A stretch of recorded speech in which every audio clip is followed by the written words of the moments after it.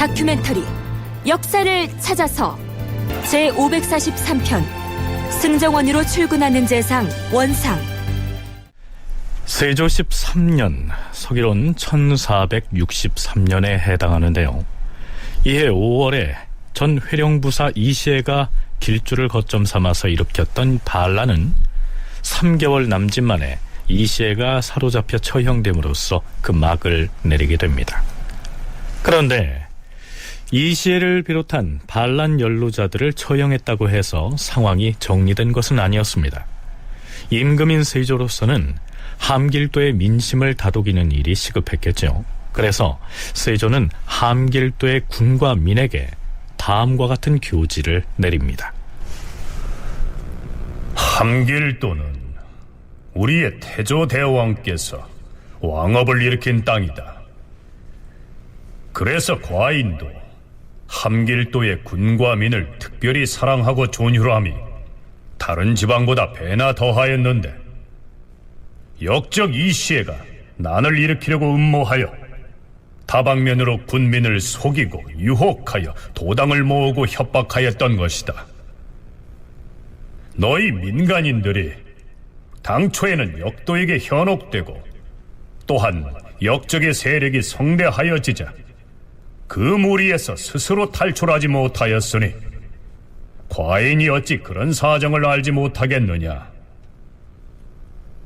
과인은 조정에서 보낸 대군이 반란군을 토벌하는 과정에서 함길도 군민들을 주살하는 일이 많을 것이라 염려하여 수차에 걸쳐서 군사행동을 늦추라고 명하였으며 수시로 서류문을 내려보내서 설득하고 또 설득하였던 것이다.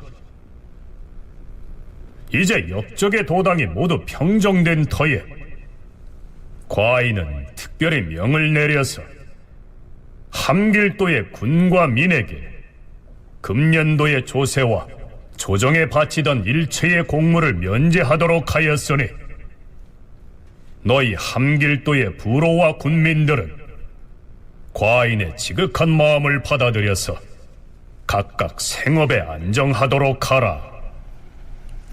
이어서 세조는 반란의 무대였던 함길도에 대해서 특별한 행정조치를 취합니다. 그 내용은 이렇습니다. 임금이 박원영을 함길도 존무사로 임명하였다.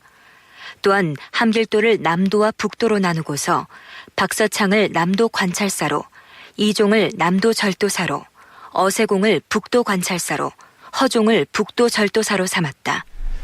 자, 앞에서 존무사의 임명에 관한 내용이 나왔습니다. 이 존무사의 무자는 어루만진다는 뜻을 가진 글자입니다. 반란 사건으로 흉흉해진 함길도의 민심을 위무하기 위해서 임금이 특별히 파견한 관리를 일컫죠. 자, 그건 그렇고요. 지금의 함경도에 해당하는 함길도를 함길남도와 함길북도로 분리하고 관찰사와 절도사도 각각 따로 임명했다는 내용이 이어집니다. 세조가 왜 이러한 조치를 취했는지 그 배경을 서울대 규장각 강문식 학예연구사와 성신여대 오종록 교수로부터 들어보시겠습니다. 함길도는 남북도로 나누고 각각의 관찰사와 절도사를 배치를 하고 이거 다 이제 중앙에서 파견을 하게 되죠. 그래서 사실은 뭐 그 이전부터 세조대 특히 이제 중앙에서 파견된 그 관찰사 함의 수령들이 이제 그 지역을 이제 장악을 해나가는, 그러면서 그 과정에서 토호들과의 어떤 마찰이나 뭐 이런 것들이, 갈등이나 이런 것들이 나타나게 되는데요.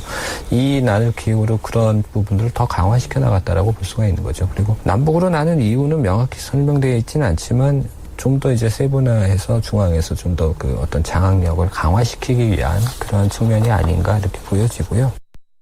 함길도는 국방에서도 매우 중요한 지역입니다. 이러한 조건에 따라 정부는 다시 반란이 일어나지 않도록 제도를 갖추고 정책을 시행해야 됐습니다. 그렇게 해서 갖춘 제도가 함길도를 둘로 나눈 다음에 각각 절도사와 관찰사를 둔 것인데, 그런데 관찰사는 꼭 둘이 필요하지 않다라고 판단을 해서 얼마 뒤에 다시 통합을 하였고, 절도사만은 계속해서 남도와 북도 따로따로 둘을 두는 체제로 개편이 됩니다. 그러한 가운데 남도 절도사의 경우에는 반란을 미연에 방지하는 것, 이것이 주된 임무로 부여가 됩니다. 이시의 등을 처형하고서 한 달가량이 지난 9월 4일 수상 전하 납시오.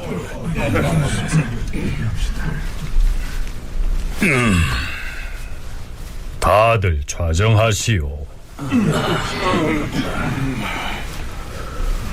오늘 과인이 여러 대신과 승지들을 청하여 조촐한 주연을 마련한 것은 곧 함길도로 떠나게 되는 존무사를 위로하기 위함이요. 성은이 망극하옵니다. 신 박원영, 주상전하의 지엄한 명을 받들어 함길도 존무사로서의 임무를 수행하고 돌아오겠사옵니다. 과인이 경을 존무사로 보내면서 함길도의 군과 민을 위해 마땅히 수행해야 할 일들을 어철에 담았으니 과인의 뜻을 잘 살펴서 처결하도록 하라. 명심하겠사옵니다, 주상전하. 승진은 존무사에게 어찰을 전하라. 예, 전하. 여기에서 세조는 함길도 존무사 박원형에게 어찰의 형식으로 교서를 내립니다. 그 교서는 이렇게 시작되죠. 전일에 함길도 관찰사 강효문이 함길도 전체를 전제하면서 군민들을 구휼하지 않고 대신에게 아부하여 거리낌 없이 방종하였다. 이에 군민들은 원통하고 억울한 일을 당하여도 하소연할 데가 없었으니 이는 함길도가 남북으로 거리가 먼데도 한 사람이 전지한 까닭이었다. 비록 어진 사람이 맡았다고 할지라도 한 사람의 재능으로서는 능히 감당할 바가 아니었다. 만약 어질지 못한 사람이 맡게 되면 폐단을 일삼더라도 이를 고찰할 사람이 없게 되는 것이다. 거리낌 없이 방종하고 공무를 빙자하여 살해를 취하고 백성을 수탈하였지만 백성들은 호소할 수가 없었고 조정에서도 실상을 알 수가 없었으니 함길도의 폐단은 여기에 있었던 것이다. 자, 이 어찰교서의 서두를 살펴보면 함길도에서 이시의 난이 일어난 요인을 세조가 어떻게 인식하고 있었는지 짐작할 수 있습니다. 여기에 나오는 강효문은 함길도 관찰사로서 이시애가 반란 초기에 목을 베서 제거해버렸던 바로 그 인물이죠. 그런데 세조는 그 강효문이 백성의 구휼은 뒷전으로 미루고 대신에게 아부해서 거리낌 없이 방종했다, 이렇게 표현하고 있습니다. 이 점을 주목할 필요가 있습니다. 강효문이 아부했다는 그 대신이란 누구를 지칭하는 말일까요? 대신에 아부했다는 그 두 명의 대신이 한명회와 신숙주인 것이고, 한명회와 신숙주의 반당들이 함길도에서 큰 폐해를 만들었다라고 하는 거는 예종도 지적을 한 것을 볼 수가 있습니다. 강호문은 한명회와 신숙주의 반당들이 함길도에서 큰 폐해를 만들면서 이익을 추구하는 걸 뒷바라지했고, 그것이 이시애와 또 그 지역 주민들의 그 반발을 산, 불만을 산 가장 중요한 이유였음이 확실합니다. 함길도는 한편으로는 조선 왕실의 발상지입니다. 그러한 곳에서 반란이 일어났다라고 하는 것은 왕조로 보면 큰 수치이죠. 세조의 술자리에 초대된 이 신숙주와 한명회에게는 모골이 송연해질 만한 내용이 아니었을까요? 어찌됐든 세조는 함길도를 남도와 북도로 분리하게 된 배경을 이렇게 설명하고 있습니다. 경성 이북을 함길 북도로 하고 길주 이남을 함길 남도로 하여 두 사람이 나누어 다스리게 하면 어찌 그 두 사람이 모두 불초하겠는가? 관찰사가 돌아다니면서 백성들의 폐단을 살피는 책임을 한 사람에게만 맡기는 것은 불가하다 할 것이다. 네, 그래서 함길도를 남북으로 분리했다는 내용입니다. 그러니까 미리 얘기하자면요, 세조는 이때로부터 1년쯤 뒤에 세상을 떠납니다. 역사에서 가정은 부질없는 일이라고 합니다만, 만일에 세조가 이후로도 건강하게 오래도록 왕위에 있었다면 한명회와 신숙주 등의 권력은 그 뒤로 크게 약화되지 않았을까요? 약화됐을 가능성이 크고요.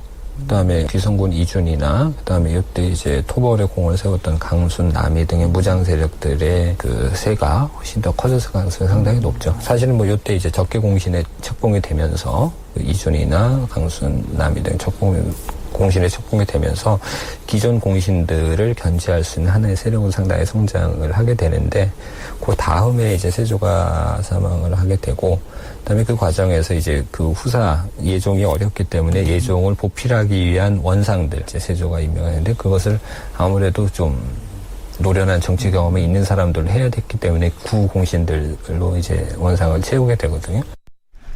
네, 어디까지나 가정을 해보자면 그렇다는 얘기입니다. 이시의 난의 여파로 비롯된 변화를 한 가지 더 짚고 넘어가겠습니다. 유향소라는 말 들어보셨습니까? 민족문화 대백과 사전에서는 유향소를 이렇게 정의하고 있습니다.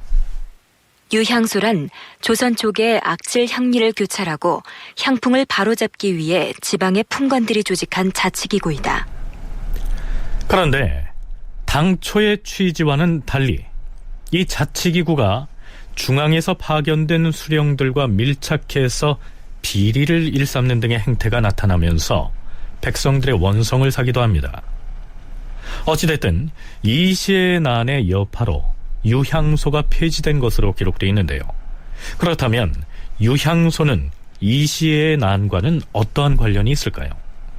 유향소는 그 토착 지배층들의 자기네들의 권력을 행사할 수 있도록 만든 기구인데, 그러면서 명분은 수령을 보좌한다 하지만은 사실은 향리들보다 우위에 서서 지방사회에서 권력을 행사하기 위해서 이제 만든 것이죠. 그런 가운데 유향소 관원들이 중앙에서 파견된 수령들과 밀착하게 되면서, 그러면서 지방의 백성들에게 피해가 커지는 그런 사태가 발생을 하고 있었죠.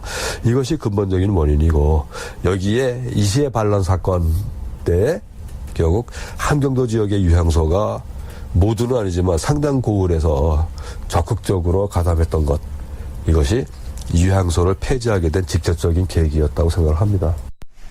네, 사실 이시의 난의 영향으로 유향소가 폐지됐다는 기사는 세조실록에는 나와 있지 않습니다. 이때로부터 15년 뒤인 성종 13년에 승지 중에 한 사람이 임금에게 이러한 발언을 한 것으로 나와 있죠. 주상 전하, 근자에 유향소를 다시 설립하라는 명이 있었사옵니다. 하오나 이 유향소는 옛날 세조께서 이시의 반란을 징계하며 혁파했던 것으로서 이제 비록 다시 설립한다 하여도 국가에는 아무런 이익이 없을 것이오며 한갓 작패가 될 뿐이옵니다. 네, 바로 이 기록을 근거로 해서 세조가 이시의 난을 평정하고 난 뒤 유향소를 폐지했다는 것을 학자들이 기정사실로 삼고 있는 것입니다. 자, 이제 무려 석 달 동안이나 이어져 오던 반란 사건을 성공적으로 진압을 했으니 반란 평정에 공을 세운 사람들에게 보상을 해주는 순서가 남았겠지요. 즉, 논공 행상을 할 차례라는 얘기입니다. 세조 13년 9월 20일 동대문 밖 들판.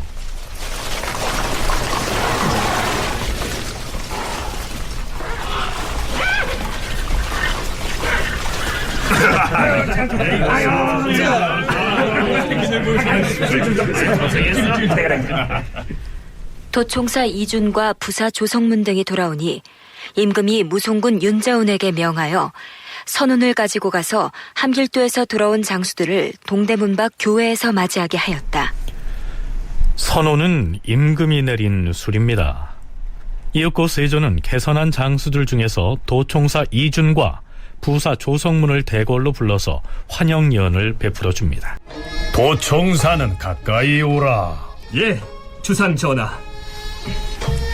어디 과인이 우리 귀성군 손을 한번 잡아보자꾸나.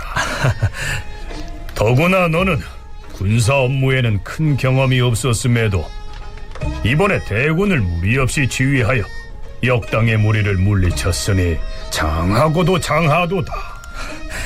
어찌 그것을 신의 공이라 하시옵니까? 신은 그저 종실의 일원으로서 주상 전하의 명에 따라 임무를 수행했을 따름이옵니다. 아니, 여기서 함길도가 얼마나 먼데 과인이 한양 도성에 앉아서 그곳 실상을 헤아릴 수 있었겠느냐. 이 모든 것은 너 귀성군이 용맹과 지혜로서 군사를 잘 지휘하였기에 가능하였을 터이다. 황공하옵니다. 부사를 비롯한 여러 장수들의 공이 컸사옵니다. 오, 그렇지, 그렇지. 아, 과인이 부사의 술을 한 잔 받아 마시고 싶구나. 황공하옵니다, 주상전하. 하오면 신이 술을 따라 올리겠사옵니다.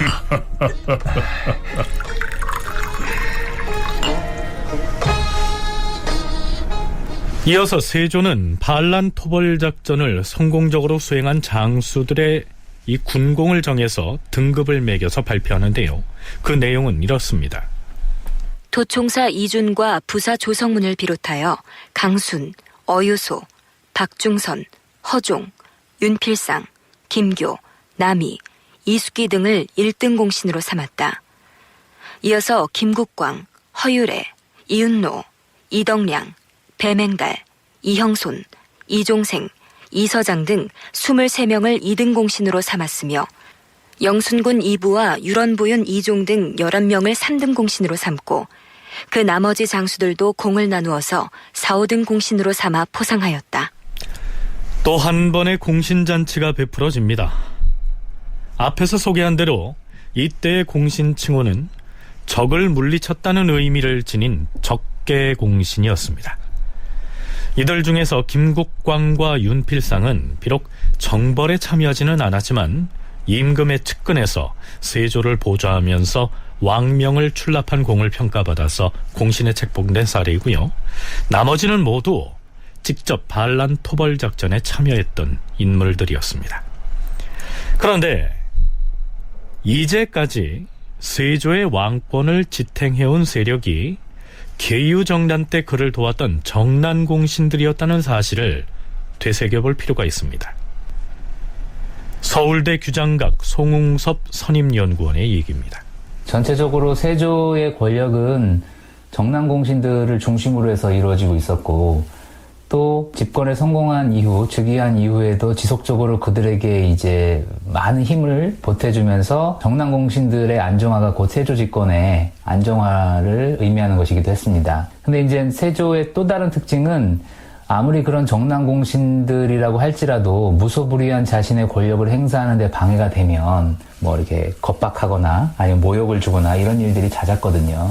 그런 전제적 속성을 가진 세조의 입장에서 봤을 때 이시의 난이라고 하는 사건은 그동안의 자기의 세력 기반이었던 정난공신들과는 다른 사람들을 좀 발탁해서 기용하는 하나의 계기로 삼았던 것으로 보입니다.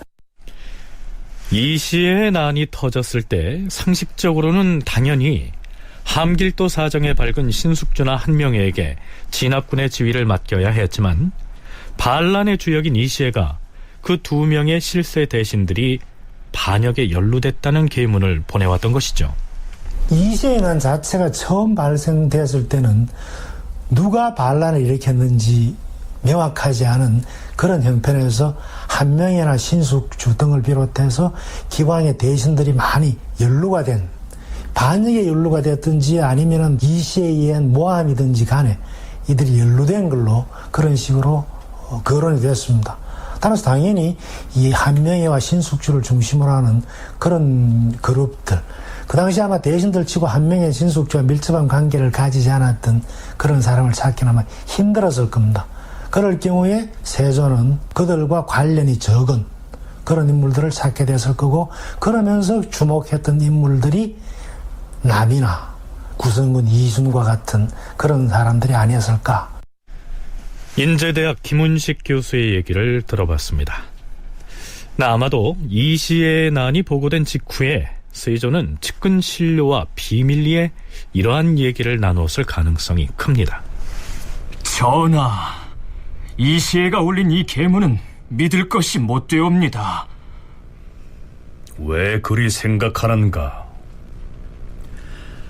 한명회와 신숙주가 함길도 관찰사 강효문과 결탁하여 반역을 꾀하였다 하였사온데, 그 두 대신은 주상전하께 충성을 다해온 정난공신이온데, 과인은 당분간 이시의 말을 믿을 것이다. 어인 말씀이온지. 그 대신들이 정난공신으로서 과인이 즉위하는 데 공을 세운 것은 사실이나, 그동안 과인이 너무 그들에게 의존해온 것 또한 사실이 아닌가. 정난 때 공훈이 있다 하여 총애하였던 양정이라는 자가 과인에게 무엇라 하였는가? 왕위에서 그만 물러나라 하지 않았는가? 하오면 이번에 토벌군을 편성할 때 정난공신은 참여시키지 아니하실 생각이시옵니까? 마땅히 그럴 것이다. 더구나 이시애가 신숙주와 한명회를 반역을 모의한 것으로 알려왔으니 정난공신들을 배제할 명분도 생기지 않았는가? 하오면 반란 토벌을 지휘할 사람으로 누구를 마음에 두셨사옵니까? 나이가 젊은 왕실 사람이면 더 좋을 것이고. 송웅섭 연구원은 무엇보다 정난공신 중에 한 사람이었던 양정의 배신이 세조의 생각에 큰 영향을 미쳤을 것이라고 분석합니다. 나름대로 자기에게 충성을 다했던 사람이고, 그랬던 양정이 자기의 그런 불만을 이제 드러냈고, 그런 양정을 또 이제 결국은 사형을 시키죠. 이런 사건들이 당시 전반적으로 과도하게 소수에게 집중되었던 권력, 정난공신들을 중심으로 한 그런 것들에 대한 불만의 표출이라고 느꼈을 수도 있습니다. 그래서 정난공신을 중심으로 하는 기성 세력들에게 주의를 환기시키려고 하는 목적, 그리고 이제 그동안에 침체되었던 다른 관료들에 대한 발탁, 이런 것들이 이제 복합적으로 가미되면서 소위 이제 적개공신이라고 불리는 이시의 난 진압에 의한 어떤 공신 책봉에서 새로운 무신들과 또 이전의 정난공신과는 다른 사람들이 많이 발탁 기용된 것 같습니다. 이렇게 해서 왕실 종친인 귀성군 이준을 총사령관 격인 도총사에 임명하는 등 기존의 공신이 아닌 다른 사람들로 토벌군을 편성했고, 반란이 평정된 뒤에는 그들을 적개공신으로 임명해서 힘을 실어줌으로써 정난공신을 견제하고자 했을 것이다. 이러한 의견입니다. 그렇다면 세조가 적개공신 책봉 이후에 어떤 내용의 인사조치를 단행하는지 살펴보기로 하죠. 그해 12월 12일 조성문을 영의정으로, 홍달손을 좌의정으로, 최항을 영성군으로, 강희맹을 형조판서로, 서거정을 공조판서로 임명하였으며, 권감을 도승지로, 성윤문을 좌부승지로, 한계순을 동부승지로, 황효원을 강원도 관찰사로 삼았다. 이시에 난 진압작전을 펼 때 토벌군의 부사령관을 맡았던 조성문이 영의정에 발탁됐고, 그로부터 보름 뒤인 12월 27일에 세조실록 기사를 보면 이러한 내용이 올라 있습니다. 남이를 공조판서로, 이숙기를 이조참판으로, 한치영을 호조참판으로 삼았다. 자, 이때 남이의 나이가 겨우 26살이었습니다. 세조로부터 공조판서의 임명장을 받았다는 사실이 이채롭죠. 조성문 같은 경우에는 그 이전에 이 좌익공신에도 책봉됐던 그런 사람이고, 나이도 굉장히 많습니다. 그래서 이 조성문과 이 한 명의 신숙주가 어떤 관계가 있는지 그거는 따로 따져봐야 될 것 같습니다만은, 실제로 이 중요한 인물은 조성문이 아니고 젊은 이 귀성군 이준과 그 다음에 이 남이, 이 두 사람이 세조에 의해서 특별히 총애를 받으면서 전국의 중심에 떠올랐다는 그 사실을 한번 주목을 해야 될 것 같습니다. 자, 여기에서 잠깐. 문헌 사료에도 그러하고요. 학자들의 발언에서도 이준을 구성군이라고 부르기도 하고요. 혹은 귀성군이라고 칭한 것으로도 나타나는데요. 한자 중에 거북 귀자를 자전에서 찾아보면 나라 이름 구자라는 설명이 병기되어 있습니다. 따라서 구성군도 맞고 귀성군도 맞습니다. 자, 그건 그렇고요. 세조 제위 마지막 해지요. 세조 14년 5월 1일치 세조실록 기사를 보면 남이와 귀성군 이준과 그리고 뒷날 남이를 참소해서 대형 옥사를 일으키게 되는 유자광 등의 관계를 엿볼 수 있는 매우 흥미로운 내용이 올라 있습니다. 임금이 신료들과 더불어 서현정에 나아가서는 활을 쏘게 하였다. 남이는 활 잘 쏘는 김현근과 신정보 등을 천거하고 유자광은 최강을 천거함으로 임금이 불러서 쏘게 하였는데 최강이 많이 맞추어서 활 한 벌을 선물로 내려주었다. 또한 내구마 한 피를 놓고 다시 쏘게 하여서 많이 맞춘 이숙기에게 상으로 주게 하였다. 남이는 일찍이 스스로를 대장이라 칭하면서 한때 무사들을 멸시하였는데 이날은 여러 번 쏘아도 맞추지 못하므로 임금이 웃었다.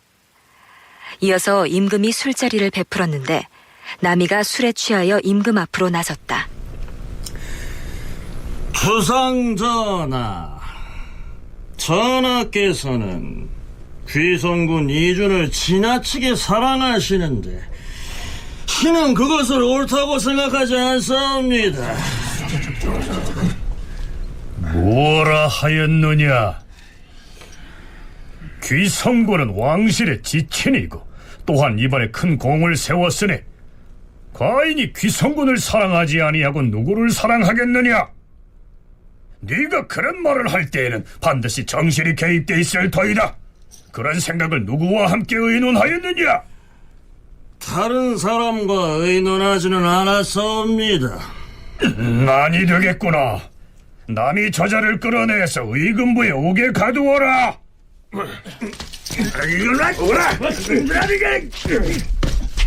저런 어리석은 자를 보았나? 승지들에게 묻겠다. 조금 전에 남이가 한 말이 옳은 것이냐 그런 것이냐? 심히 옳지 못하옵니다. 그럼 유자광이 말해보라. 남이의 말이 옳은 것이더냐? 전하, 남이가 한 말은 심히 옳지 못하옵니다. 남이 저자 때문에 주흥이 가라앉아서야 되겠느냐? 세자와 귀성군 이주는 과인에게 술을 따라 올리고 일어나 춤을 추도록 하라. 음악을 연주하고 다들 나와서 춤을 추거라.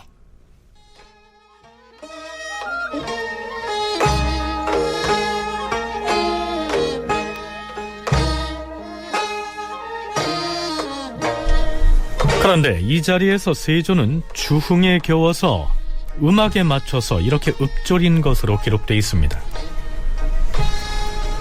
누가 대장군인가? 귀성군이로다. 누가 천하를 평정하였는가? 귀성군이로다. 누가 천하의 인물인가? 귀성군이로다. 누가 큰 공헌을 세웠는가? 귀성군이로다. 그런 다음 이번에는 한명회로 하여금 술을 올리게 하고는 세조가 또 이렇게 읊조리지요. 누가 원훈인가? 한명회로다. 누가 구훈인가? 한명회로다. 하면 누가 신훈인가? 바로 귀성군이로다.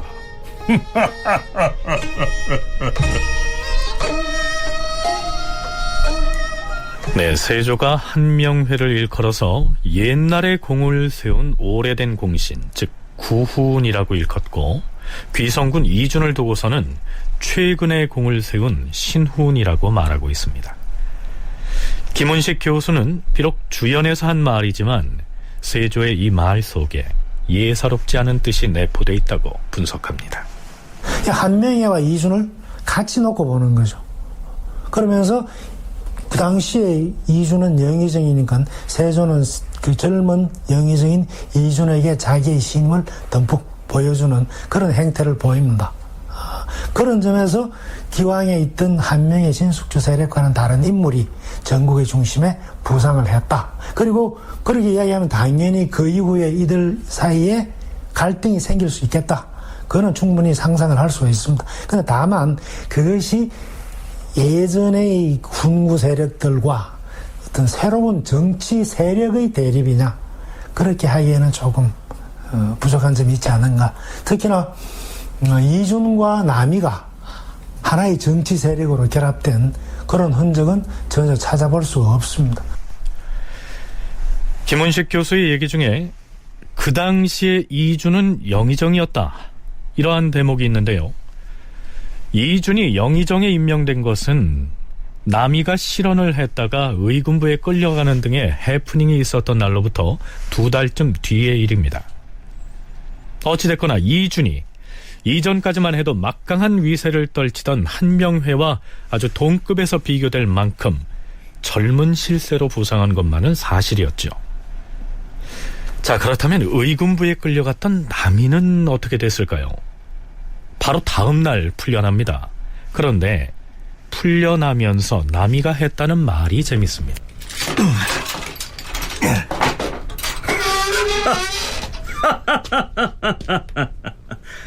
전하께서 나를 곧 석방하실 줄 알았도다. 나는 진실로 옳은 말만을 하였으니 결코 죄를 짓지 않았느니라. 자, 실록에서는 남이의 이 말을 들은 사람들이 해괴하게 여겨서 웃었다, 이렇게 적고 있습니다. 이렇듯 실록에서는 남이가 좀 실없는 행동을 내보이곤 하는 아주 경솔한 성품을 지닌 사람, 이러한 취급을 하고 있는 느낌이 들죠. 세조 14년 7월 17일 세조는 이준, 조성문, 강순, 남이 등에게 관직을 제수하는데요. 그 내용은 이렇습니다. 귀성군 이준을 영의정으로, 김지를 우의정으로, 조성문을 창녕군 겸 호조 판서로, 강순을 산양군 겸 오의도총관으로, 남이를 겸 오의도총부 도총관으로 임명하노라. 그런 다음 실록에서는 특별히 귀성군 이준을 영의정으로 임명한 배경을 이렇게 설명하고 있습니다. 이준은 임영대군 이구의 아들인데 사람됨이 침정하고 기우가 노성하며 또한 활을 잘 쏘았다. 임금이 큰 그릇으로 여기어서 가까이에 두고 영순군 이부와 더불어 아침 저녁으로 정사를 아뢰게 하였다. 이시애가 난을 일으키자 이준을 대장으로 삼고 이를 토벌하게 하였더니 이준이 과연 공을 세웠다. 이로부터 임금이 그를 사랑하고 신뢰함이 날로 커졌으므로 이때에 이르러 특별히 영의정에 제수하였다. 이준의 아비인 이구가 이 소식을 듣고 대궐에 나아가 아뢰기를, 이준은 어리석고 아직 어리어서 수상의 직에 있게 하는 것은 마땅치 않으니 명을 거두어 주십시오라고 하였으나 임금이 윤허하지 아니하고 더불어 술자리를 베풀었다. 자, 귀성군 이준에 대한 세조의 믿음이 어느 정도인지를 읽을 수 있는 대목입니다. 다시 얘기하자면 이준은 세종의 넷째 아들인 임영대군의 아들로서 세조에게는 친조카가 됩니다. 왕실의 종친을 이렇듯 현직에 임명하는 일은 매우 희귀한 사례지요. 더군다나 30살도 안 된 그를 영의정에 임명했으니까 아주 파격적인 인사라고 할 수 있겠죠. 종친들 중에서도 아주 이제 세조가 이제 가까이 했던 그런 그룹들이 있습니다. 이 종친을 가까이 하는 것은 뭐 친목을 도모하는 그런 의미도 있지만 단종을 폐위시키고 즉위한 세조이기 때문에 종친들의 세조에 대한 지지가 곧 그의 국왕으로서의 정통성을 살릴 수 있는 또 다른 그런 방편으로 활용이 되면서 상대적으로 종친들이 권력에서 이제 배제되어야 되는 것이 마땅함에도 불구하고 그런 상황으로 인해서 더 가까이. 그래서 이주는 바로 이제 그런 배경에서 발탁된 그런 사람이라고 할 수 있겠습니다. 세조는 조카인 단종을 왕위에서 끌어내려서 제거한 뒤에 즉위했고요. 또한 그 과정에서 많은 왕실의 친인척들을 희생시켰기 때문에 세조에 대한 종친의 지지는 매우 취약했을 것이다. 따라서 귀성군 이준을 발탁해서 영의정을 맡김으로써 왕실 종친의 지지를 확보하려고 했을 것이다. 송웅섭 연구원의 분석이 이러합니다. 그렇다면 세조는 이준과 남이 등을 발탁함으로써 한명회와 신숙주로 대표되는 이 구세력을 견제하려는 의도를 갖고 있지 않았을까요? 김은식 교수의 얘기도 들어보시죠. 종친들을 실직에, 현직에, 관직에는 임명하지 않는 게 원칙입니다. 그런데 이 세조를 전후한 시기, 세조 예종 때, 이럴 때는 이 임금이 특별히 이 종친들을 현직에 임명하는 그런 일이 있었습니다. 그렇더라도 이 구성군 이준 같은 경우에는 그 젊은 나이에 영의정까지 발탁된다는 건 세조의 특별한 그런 의도가 게재되어 있었다. 그렇게 볼 수는 있겠습니다. 근데 문제는 이 젊은 구성군 이준이나 귀성군 이준이나 혹은 이 남이 같은 사람들이 하나의 세력을 이루어서 기왕에 있는 신숙주나 한명회와 같은 그런 세력들을 대체할 수 있는 인물이었겠는가, 그거는 상당히 의문스럽다는 이야기입니다. 자, 설령 이준과 남이 등 젊은 사람들을 발탁해서 요직을 맡겼다고 해도 그들이 무슨 세력을 형성해서 신숙주와 한명회로 상징되는 옛 공신 세력을 견제할 수가 있었겠느냐, 이러한 의문이 든다는 얘기입니다. 더구나 앞에서도 소개했듯이 남이와 이주는 서로 힘을 합하기는커녕 사이가 썩 좋지 않았으니까요. 그런데 이 무렵이 되면 아마 세조의 건강에 이상 신호가 와서 세자에게 왕위를 물려줄 생각을 했을 수도 있습니다. 그렇다면 이준과 남이 등을 고위 관직에 발탁한 것은 후계 구도와도 상관이 있는 것 아닐까요? 세조가 이런 사람들을 가까이 했던 것은 후계 구도를 염두에 두고 새로운 세력에게 완전히 힘을 실어주기 위한 조처라기보다 일종의 견제 차원에서, 물론 이제 그런 거는 있을 수 있습니다. 이제 예종이 즉위하는 과정에서 정남공신이 과도한 권력을 남용할 수도 있으니까 조금 힘을 줄여주는 어떤 그런 차원에서 이런 사람들을 발탁한 것일 수도 있지만, 그렇다고 할지라도 이제 남이나 이준 같은 사람들은 이제 인척 범위 내에 있는 사람들로 정남공신들과도 어떻게 보면 복잡하게 혈연 관계로 얽혀 있는 사람들이었다는 점, 그런 측면에서 봤을 때 그 여전히 정남공신들을 주축으로 하되 그 외연에 있는 사람들을 조금 더 이 권력의 중심으로 좀 이렇게 이동시키는 정도의 어떤 그런 발탁의 성격이 있다. 기존의 훈구 공신들 이외에 그동안 고위직에 발탁되지 않았던 젊은 인물들에게도 기회를 준 것 정도로 이해를 해야 한다, 이러한 분석이죠. 세조 14년 8월 23일, 참고로 이때는 세조가 사망하기 석 달 전입니다. 윤자운을 팔도 군적사로, 남이를 병조판서로, 김예몽을 공조판서로, 이 서장을 함길북도 관찰사로 임명하노라. 겨우 27살의 젊은 나이에 남이가 무신들에 대한 인사권을 가진 막강한 벼슬인 병조판서 자리를 차지한 것입니다. 원상이라는 말 들어보셨습니까?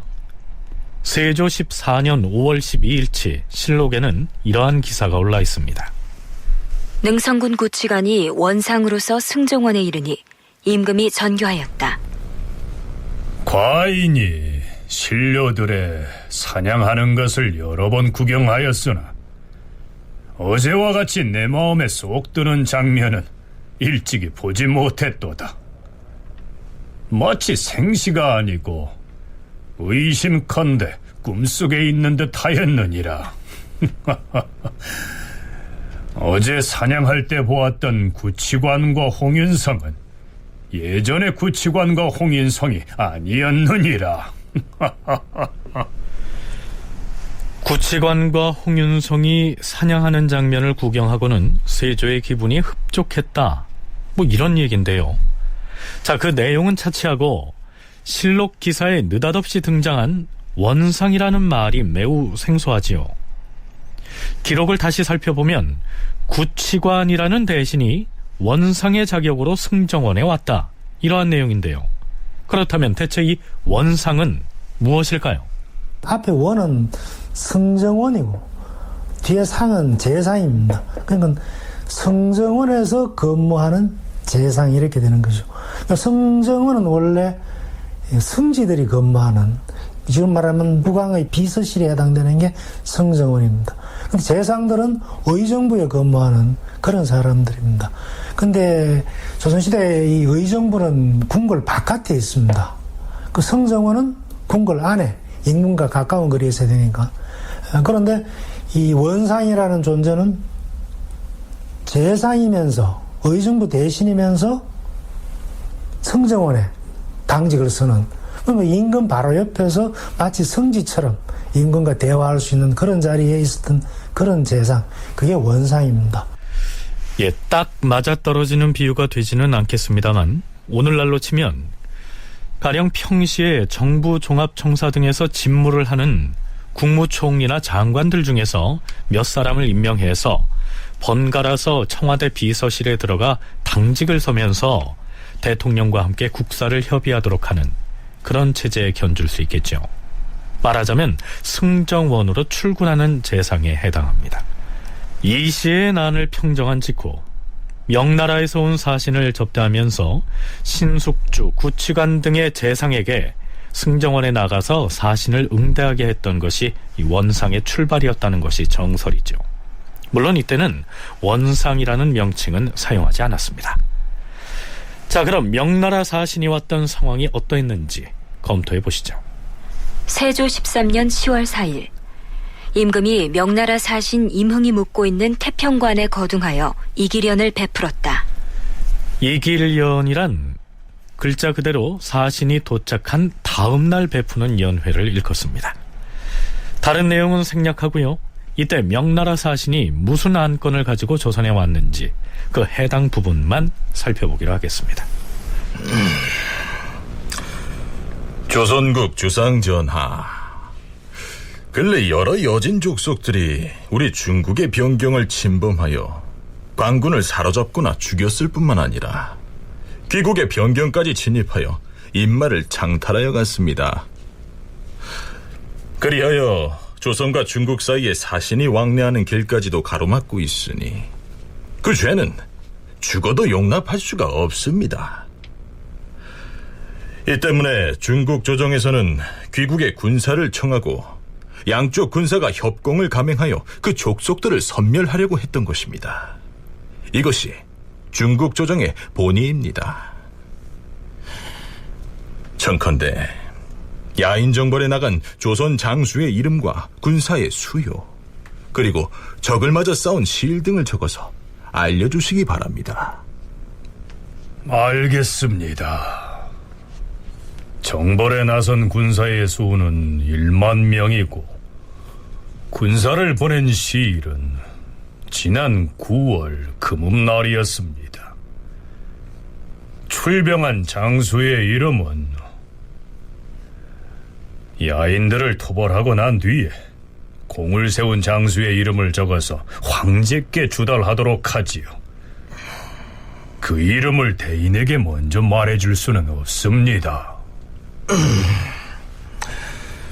출병한 장수의 이름을 알려주시기 바랍니다. 얼마 전에 요동에서 배공이 다녀간 것을 알고 있습니다. 그 뒤에 온 우리가 여진 토벌에 나선 조선군 장수의 이름 정도는 알고 가야 하지 않겠습니까? 자, 술부터 드시고 그 문제는 천천히 얘기하십시다. 예, 그러지요.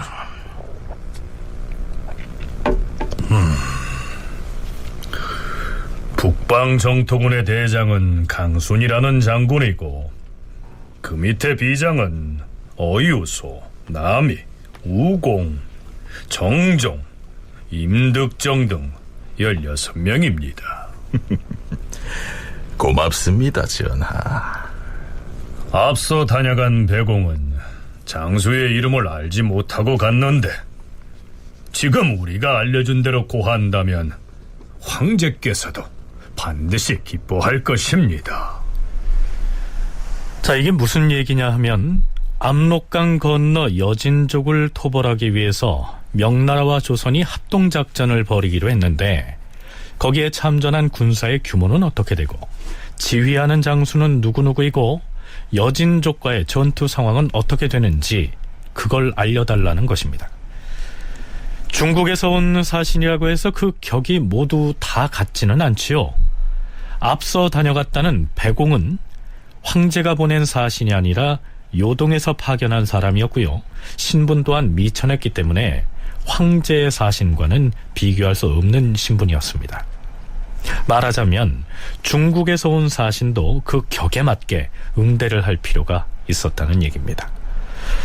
어찌됐든 세조는 명나라 사신과 마주 앉아서 국익이 걸려있는 아주 중차대한 문제를 의논해야 하는데 경험이 적은 젊은 승지들에게만 그 일을 맡겨서는 안 되겠다고 생각을 했겠죠.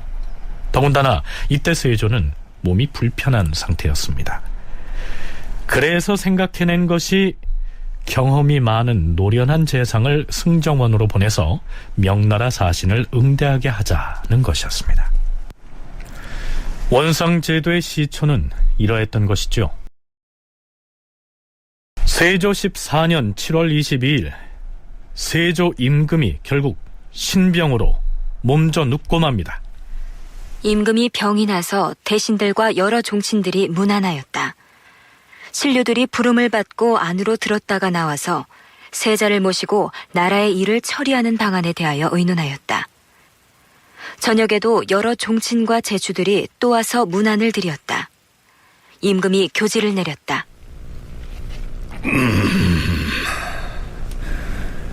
내가 차례를 어기고 외람되게 왕의 기틀을 이어받았으나 재주가 없고 덕이 없어서 옛날부터 이어져 오던 정사를 변경한 것이 오히려 많았도다.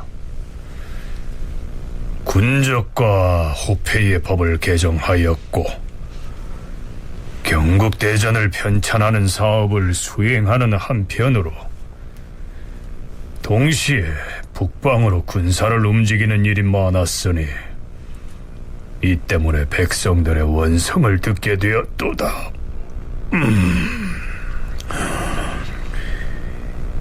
민심이 고요하지 못하면 천심이 어찌 편안하겠는가 하여 왕위를 넘기려고 하였던 것인데 경들의 반대가 심하여 포기하였던 것이다. 헌데 내가 병을 앓은 지가 이미 5, 6년이나 되어서 위로는 이미 제사를 폐하였고 아래로는 군사훈련을 하지 못하여 국사가 쇠퇴해진 지가 이미 오래되었다. 지금 나는 이미 중한 병을 얻었으니 낫기가 심히 어려운 것을 안다. 주상 전하, 어인 말씀이시옵니까? 어서 쾌차하시옵소서. 어서 쾌차하시옵소서. 그만 고정들 하라. 극이 각하건대 내가 들어가 누워있는 관 앞에서 세자가 즉위를 하게 된다면 기륭이 서로 섞일 것이니 이는 심히 불가한 일이다. 또한 내가 왕위를 세자에게 넘겨준 후에 이 병이 낫는다고 하면 비록 하루일지라도 국사에서 벗어나 여유로운 즐거움을 향유할 수 있을 것이다. 내가 마음을 결정하여 반드시 행하고자 하는 일이 있다. 지금 이후로는 경등이 4개의 번으로 나누어 정한 다음에 순번대로 대궐에 나와 세자와 더불어 서사를 의논하여 결정하라. 네, 자신은 신병으로 인해서 정무를 볼 수가 없으니까 대신들로 하여금 세자를 보필해서 국사를 처리하도록 한 것입니다.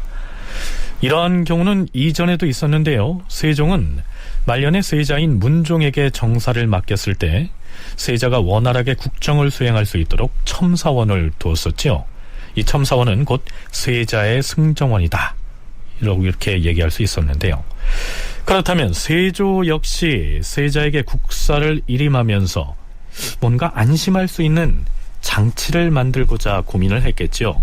그래서 세조가 고민한 끝에 생각한 방안이 바로 앞에서 언급했던 대로 대신들이 순번을 정해서 대궐에 나가 세자의 정무를 보필해주는 방식이었습니다. 말하자면 원상제도를 만들어서 시행한 것이죠.